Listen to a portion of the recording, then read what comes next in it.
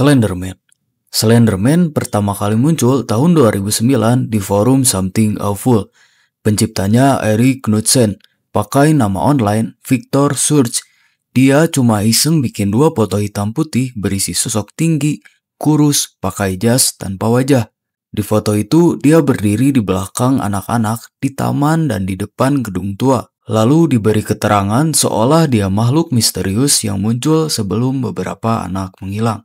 Awalnya cuma proyek horor digital, tapi internet langsung jatuh cinta. Orang-orang mulai menulis cerita baru, bikin video, bahkan game yang menampilkan Slenderman. Dari situlah legenda itu lepas kendali. Banyak yang percaya dia nyata, sosok tinggi berjas hitam tanpa wajah dengan tangan panjang seperti tentakel. Konon dia muncul di hutan, di tepi jalan gelap atau foto-foto lama. Beberapa cerita bilang dia bisa mengendalikan pikiran, bikin korban halusinasi, atau bahkan menculik orang tanpa jejak. Dari satu foto editan sederhana, Slenderman tumbuh jadi simbol ketakutan era internet. Makhluk fiktif yang terasa terlalu nyata karena lahir dari imajinasi kolektif orang-orang online.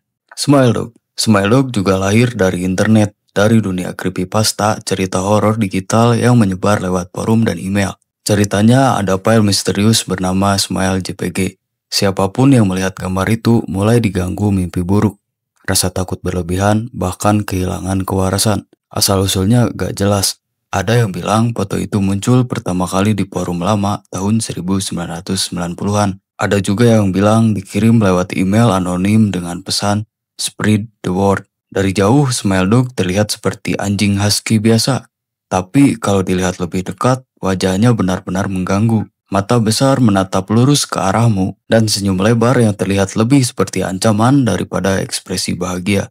Legenda bilang setelah lihat gambar itu, kamu bakal mulai bermimpi ketemu Smile Dog di tempat gelap, kadang di kamar sendiri, kadang di lorong yang gak kamu kenal, dan setiap kali kamu mencoba ngelupainya, gambar itu muncul lagi entah dari mana. Smile Dog akhirnya jadi simbol dari kutukan digital. Jeff the Killer. Jeff the Killer adalah karakter creepypasta yang terkenal karena wajahnya yang menyeramkan. Ia digambarkan memiliki kulit sangat pucat, mata besar yang menatap tajam, dan senyum permanen yang bikin bulu kuduk merinding. Asal-usul Jeff dimulai dari cerita internet tentang seorang remaja yang mengalami insiden tragis dan kekerasan, hingga ia berubah menjadi pembunuh psikopat. Ceritanya bervariasi di setiap versi, tapi inti dari legenda ini selalu sama. Jeff kehilangan kemanusiaannya setelah trauma, dan wajahnya menjadi simbol horor yang ikonik. Dalam cerita, Jeff the Killer sering muncul di rumah korban di malam hari, menunggu dengan sabar sebelum menyerang sambil mengatakan kalimat menyeramkan, "Go to sleep." Penampilannya yang menakutkan dan modus operandi yang misterius membuat Jeff menjadi salah satu karakter horor digital yang terkenal di internet. Ben Drowned. Ben Drowned adalah entitas horor yang berasal dari creepypasta video game, khususnya The Legend of Zelda Majora Mask. Ceritanya dimulai ketika seorang pemain membeli cartridge bekas dan mulai mengalami hal-hal aneh di dalam game. Ben digambarkan sebagai karakter hantu yang bisa mengendalikan game dan mengirim pesan misterius kepada pemain. Suara-suara aneh, perubahan di dalam permainan, dan interaksi yang seolah-olah sadar membuat pengalaman ini terasa menyeramkan dan nyata. Asal-usulnya sendiri dikaitkan dengan kutukan digital yang menempel pada cartridge itu. Cerita ini berkembang di internet, menciptakan legenda tentang Ben Drowned sebagai salah satu entitas horor digital paling terkenal yang menakutkan karena mengaburkan batas antara dunia nyata dan dunia game. Momo adalah karakter horor yang awalnya viral di internet dan media sosial. Dikenal karena wajahnya menyeramkan dengan mata yang besar, senyum lebar, dan rambut panjang yang acak. Sosok ini sering dikaitkan dengan tantangan berbahaya yang menyasar anak-anak dan remaja. Asal-usul Momo berasal dari patung seni Jepang yang dimodifikasi menjadi karakter menyeramkan, lalu menyebar melalui pesan dan konten digital. Ceritanya berkembang menjadi legenda urban internet tentang makhluk yang mengirim pesan misterius dan menakut-nakuti korbannya. Momo menjadi simbol horor modern karena menggabungkan unsur visual yang tidak wajar dengan cerita misterius yang tersebar cepat melalui internet, membuatnya terkenal sebagai salah satu urban legend digital yang paling menyeramkan. The Backrooms. The Backrooms adalah fenomena horor internet yang menggambarkan ruang tak berujung, seperti lorong-lorong kuning, lembab, dan membosankan yang tampak tak ada akhirnya. Konon, siapa yang noklip dari dunia nyata bisa terjebak di sini. Asal-usul konsep ini muncul di postingan forum 4chan pada 2019 yang kemudian berkembang menjadi lore horor internet yang luas. Banyak cerita menambahkan makhluk misterius yang mengintai siapapun yang tersesat di lorong-lorong ini. The Backrooms terkenal karena atmosfernya yang menekankan dan membingungkan, menciptakan ketakutan psikologis yang unik meski tidak ada sosok tunggal yang menyerang. Ide tentang ruang yang tak berujung dan selalu mengintai membuatnya menjadi urban legend digital yang populer dan menakutkan. SCP-173 SCP-173 adalah entitas horor dari dunia SCP Foundation, organisasi fiktif yang mengamankan makhluk aneh. Sosok ini digambarkan sebagai patung beton dengan garis wajah yang menyeramkan, yang bisa bergerak sangat cepat ketika tidak dilihat.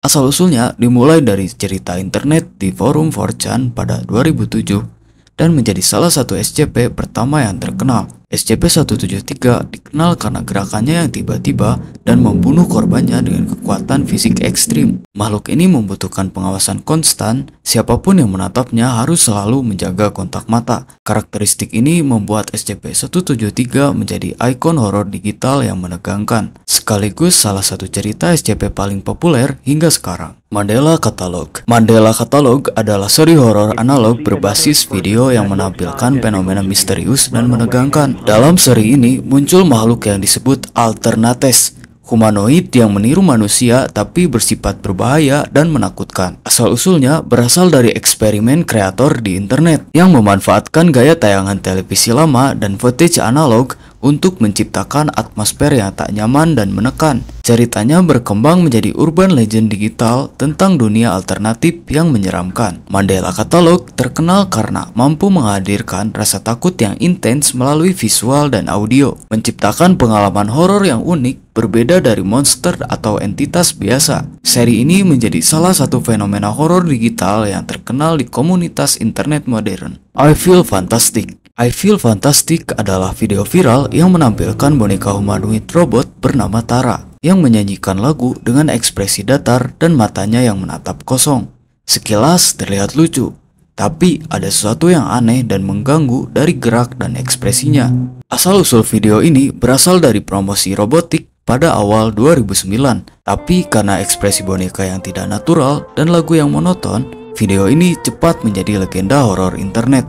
Banyak orang menganggapnya menyeramkan, bahkan muncul teori konspirasi bahwa boneka itu bisa hidup atau terkait kejadian mengerikan. Lokal 58 dan Gemini Home Entertainment. Lokal 58 dan Gemini Home Entertainment adalah seri horor analog yang menampilkan tayangan televisi palsu dengan pesan misterius dan menakutkan. Siaran ini terlihat biasa, tapi setiap episode menyisipkan fenomena aneh dan mengganggu, dari pesan darurat hingga peringatan yang menakutkan.